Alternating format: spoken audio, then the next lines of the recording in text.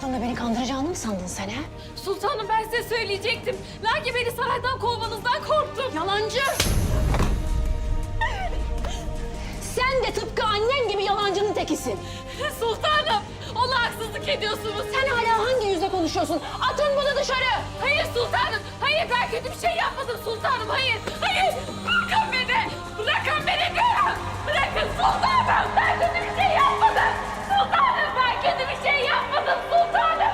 Bırakın beni. Sultanım ben kötü bir şey yapmadım. Sultanım bırakın beni dedim.